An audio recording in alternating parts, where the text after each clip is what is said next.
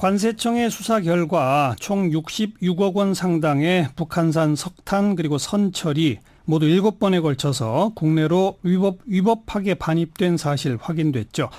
야당은 정부 책임 크다, 국정조사 필요성까지 제기하고 있고요. 이 문제는 앞으로 남북관계 또 북핵 협상에도 영향을 미칠 것으로 보이는데 세종연구소 수석연구위원 홍현익 박사를 연결해서 지금 이야기를 듣겠습니다. 홍 박사님 안녕하세요. 네, 안녕하십니까. 네, 관세청이 수사한 결과를 다시 한번 좀 요약해 주시겠어요? 네, 작년 4월부터 10월까지 7차례에 걸쳐서 북한의 석탄뿐 석철광석 이런 거 다 수입 금지하도록 작년 9월인가요? 9월에 유엔 안보리 결의안으로 이제 통과됐거든요. 예.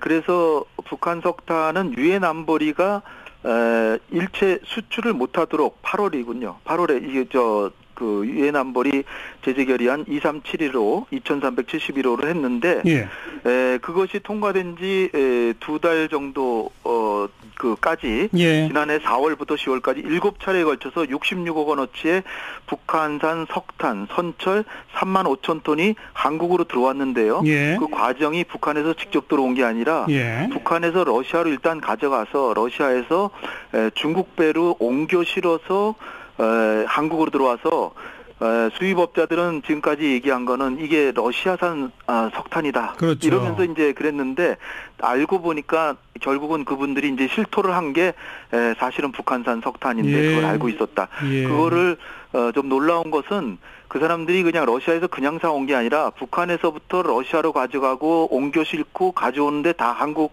그 수입 업체들이 관여했다. 그렇죠. 이것이 이제 좀 쇼킹한 부분입니다. 네. 예. 그 사람들이 그렇게 한 이유는 그러니까 북한산 석탄이 값이 싸니까 그거죠? 네네, 그렇죠. 북한산 석탄이 수출 못하니까 가격이 떨어졌잖아요. 그렇죠. 그러니까 그걸 싸게 사가지고 가져와가지고 한국에 팔면 비싸니까. 그런데 이제 그것을 하는데 신용장도 발부하고 은행도 관여가 됐지만 돈이 오고 간 흔적이 없는데 그것은 이 사람들이 북한산 물품들을 다른 나라에 중개를 해주면서 거기에 대한 수수료 쪽으로 받은 그 대금으로 석탄을 가져온 겁니다. 아하. 그러니까 돈이 오고 가는 흔적이 없으니까 찾기가 더 어려웠던 거예요. 예. 수입법인 3곳이 그래서 적발돼서 지금 고발된 거 아니겠습니까? 네. 예, 3곳하고 3명이 이제 기소됐습니다. 네. 자, 그런데 이거는 이제 단순히 개인 수입업자의 이 차익을 노린 일탈 행위다. 이게 이제 관세청의 입장인데 자유한국당 같은 야당은 그렇지 않다. 정부가 이거 알고도 방치한 거 아니냐 이런 주장을 펴는데 그건 어떻게 생각하세요? 의혹은 가지고 그런 정황을 외교부에서 이를테면 미국 정부나 유엔 안보리 제재위원회에서 조금 의심스러운 성박이 갑니다. 그러니까 좀 주의 깊게 봐주십시오. 그래서 작년 10월에 외교부에서 알아서 관세청에다 외교부가 직접 행동을 할 수는 없잖아요. 그러니까 관세청에 부탁을 했는데 관세청에서 이걸 조사를 하고 하는 과정에서 이게 사실 북한산 석탄인지 러시아산 석탄인지 알기가 쉽지가 않잖아요. 근데 지금 나오는 얘기는 이것에 뭐라고 합니까?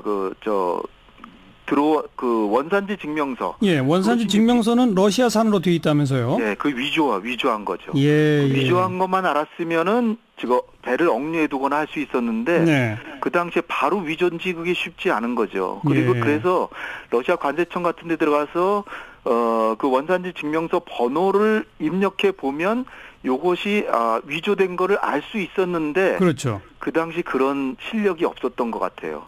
그러니까 어떻게 보면은 부주의했던 거죠. 우리가 알고 봐줬다 그러면 위법이지만 그것을 좀 더 열의를 가지고 위법이다라고 치열하게 노력을 해서 찾아가지고 억류했으면 이런 일이 없었는데 그렇게까지는 못했다. 실력이 없었다. 열의가 부족했다. 이런 것들이 이제 문제점으로 지적되고 있는 겁니다. 그러니까 알고도 방치했다고 보기는 어렵고 실력이 부족했다. 적발해내지 못한 책임이 있다. 알고도 그랬으면은 뭐 정말 세컨더리 보이콧나 아니면 유엔 안보리에서 위반했다라고 지금 그 문책을 그러니까 그 비난을 받거나 그렇게 해야 되겠죠. 방금 언급하신 그 세컨더리 보이콧이라고 하는 것은 이 유엔 안보리 제재 대상을 위법하게 거래하거나 한 그 해당 업체들을 미국이 또 추가 제재하는 그거 아니겠습니까? 그렇죠. 이게 이제 옛날에 이란에 대해서 많이 써왔는데요. 이란 컨트라게이트 그 옛날에 레이건 시절에도 있었던 그 법인데 예. 이란과 거래하는 전 세계의 어떤 기업도 이란과 거래하면 미국의 기업과는 거래 못한다. 그러니까요. 그런 법이거든요. 예. 근데 그 당시 이제 미국이 그러고 나서 백악관에서 이란에다 오히려 무기를 팔고 컨트라게이트 하느냐고 그런 일이 있었는데 예. 그건 뭐 과거의 일이고요. 예. 지금 이런 상황을 만약에 적용한다고 하면 요번에 한 수입 업체들은 미국의 어떤 기업과도 거래를 못하게 하는 것을 적용시킨다면 세컨더리 보이콧을 적용하는 건데요. 예. 그러나 이제 세컨더리 보이콧을 적용하면 그 나라에도 이제 피해를 주기 때문에, 그러니까 대한민국에도 피해를 주기 때문에 예. 미국 정부가 비록 국무부에서 북한을 돕는 주체들이 있다면 제재할 수 있다 이렇게 경고는 했지만 네. 그러나 또다시 국무부가 얘기한 게 한국은 충실하고 신뢰할 수 있는 동반자라고 국무부가 밝혔기 때문에 예. 한국을 욕되게 하지 않기 위해서도 이를테면 뭐 적용하지는 않을 것으로 저는 조심스럽게 추정하고 있습니다. 만약 적용한다면 그 대상은 세 곳 수입 업체가 되는 거죠? 수입 업체가 되는 거죠. 한국이 되는 게 아니고. 그런데 그것도 적용할 가능성은 별로 없다고 보신다? 예. 그런데 이제 수입 업체뿐 아니라 좀 더 넓혀보면 그 석탄을 쓴 기업. 그러니까요. 그러니까 그 기업들은 뭐 이를테면 한전의 자회사로 지금 알려져 있는데 예. 그 한전이 당하면 그건 크죠. 그렇죠. 그러니까 이제 문제고 또 하나는 이제 신용장을 발부해준 금융기관인데 이 금융기관은 북한하고 거래한 게 아니라 한국 기업하고 거래했기 때문에 그리고 이제 돈이 오고 간 건 없습니다. 아까 말씀드렸듯이 신용장이기 때문에 아마 그 세컨더리 보이콧은 적용 대상이 아닐 것이다. 그리고 대기업도 아마 굳이 그렇게 할 필요가 없을 것이라고 보는 게요. 정의용 실장이 지난달에 백악관에 가서 볼튼 보좌관 만나서 잘 설명을 하고 이번에 일벌백계 하고 다시는 그런 일이 없도록 하겠다라고 아마 한미 간에 그 정도는 된다고 좀 봅니다. 그러니까 세컨더리 보이콧은 저는 걱정하지 않고 있습니다. 알겠습니다. 그런데 이 문제가 남북 관계 또 북핵 협상 여기에는 어떤 영향을 미칠까요? 이게 이제 뭐 사실 유엔 안보리 제재 위반 사항이기 때문에 북한이 우리한테 뭐라고 할 건덕지가 없고요. 그러니까 명분이 없는 거죠. 자기들도 오히려 반성해야 되는 거죠. 안보리 제재 위반한 게 드러났으니까 창피해야 되는 건데 만약 우리 정부를 나무란다 그러면 정말로 이거는 도둑이 거꾸로 화를 내는 그런 셈이 되네요. 적반하장격이 되기 때문에 북한이 감히 뭐라고 하지 못할 것이고요. 그리고 그러니까 남북 관계는 지금 뭐 월요일 날 이제 뭐 고위급 회담해 가지고 정상회담 쪽으로 가는데 이 문제 가지고 아마 크게 문제 삼지 않을 거고요. 미국하고도 별 문제는 없으리라고 저는 봅니다. 그러면 한미 관계에서도 이미 조정이 다 끝났다. 아까 말씀하신 것처럼. 단지 이제 우리 정부가 성의를 보여야죠. 다시는 이런 일이 없도록. 그렇죠. 이제 2차로 이런 일이 발생하면 미국도 화를 낼지 모르죠. 그러니까 지금 외교부 관세청 해경 정보당국 간의 긴밀한 공조체제 다시 구축하고 그다음에 의심 선박이 오면 보다 적극적으로 검문 검색하고 그런 것들을 해서 우리 정부가 한 번은 실수하지만 다시 실수하지 않는다는 걸 보여줘야죠. 알겠습니다. 그리고 북한의 외무상이 이란을 가지 않았습니까? 그리고 이란 매체가 보도한 바로는 북한이 핵은 포기해도 핵 기술은 포기하지 않겠다고 했다는데 이거 사실일까요? 이게 이제 뭐 돌이킬 수 없는 비핵화 그 부분인데요. 돌이킬 수 없다는 거는 거기에 뭐가 포함되냐면은 핵을 만드는 기술, 핵을 만들 수 있는 과학자 이런 사람까지도 다 관리해서 다른 직업을 알선해주고 그렇죠. 핵에 다른 걸 해야 되는데 그런 것까지 안 하겠다는 거예요. 그러니까 그거는 지금 뭐 리용호가 미국을 약간 좀 자극하기 위해서 한 얘기 같습니다. 그러니까 그 종전선언도 해주지 않고 그 다음에 제재도 안 풀어주고 자기네들은 이제 핵실험장도 폐기했고 그 다음에 엔진 실험장도 해체하고 인질도 풀어주고 뭐 했는데 미국은 도대체 실질적인 북한과의 우호 조치는 말뿐이 아니냐. 그러니까 좀 더 적극적인 행동을 해라 이런 것을 얘기하기 위해서 한 것이지 실제로 그렇게 할지 안 할지는 이제 좀 더 협상을 지켜봐야죠. 자, 이렇게 좀 약간 지지부진한 상황에서 남북은 정상회담으로 뭔가 돌파구를 만들려고 하는 것 같은데 정상회담 장소는 어디가 될까요? 장소는 지금으로서는 저 판문점 선언에는 평양으로 돼 있는데 네. 평양 지금 9월 9일이 북한의 그 정권 수립 70주년 기념이고 그렇죠. 9월 11일 날 그 동방 경제 포럼에서 블라디보스톡에 김정은이 갈 수도 있고 예.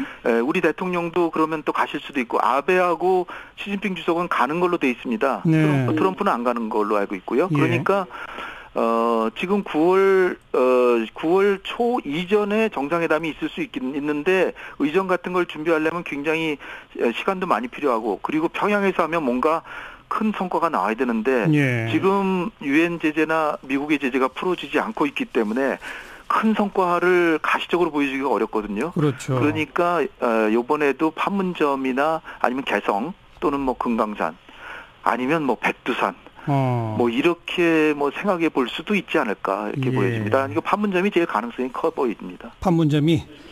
네, 오히려 그렇죠. 왜냐하면은 예. 요번에 만나서 원포인트로 종전선언을 위한 전략을 짜고 그 다음에 이제 성과가 난다면은 군사 안보 이런 부분 또 외국에 나가서 서로 비방하지 않는다. 예. 남북 간 평화 공존 그리고 공동 번영을 얘기해야 되는데 공동 번영이 한참 얘기할 부분인데 제재 때문에 나가질 못하니까. 그렇죠. 평양보다는 오히려 다른 곳이 되지 않을까 이렇게 생각됩니다. 북한은 계속해서 종전 선언을 요구하는데 사실 종전 선언은 미국 입장에서도 미국 의회의 동의 같은 거 받을 필요 없는 정치적 행위 아닙니까? 근데 왜 미국은 계속 그걸 마다하고 있을까요? 사실 트럼프 대통령이 김정은과 합의되면 종전선언에 서명할 수도 있다라고 6월 12일 정상회담 이전에 얘기한 바 있거든요. 맞아요. 그래 놓고서는 이제 끝나고 나니까 이제 좀 사실 딴소리를 하는 건데요. 예. 종전선언은 사실 형식적이고 정치적이고 상징적인 것이기 때문에 정전협정도 계속 유지되고 한미동맹, 주한미군, 유엔사도 변화가 되지 않는 것이라는 것을 우리 정부가 보다 확실히 해서 예. 중국이나 미국, 북한도 종전선언해도 유엔사 거론하지 않겠다. 그렇죠. 그러면 미국도 할 수 있습니다. 제가 예. 볼 때는. 예. 미국은 오히려 지금 유엔사 강화하려고 그러고 있거든요. 예. 근데 사실 평화협정이 되면 유엔사는 해체돼야 된다고 저는 보는데요. 그렇죠. 이건 평화협정이 아니라 종전선언이니까 알겠어요. 유엔사의 지위나 역할에 변화가 없다.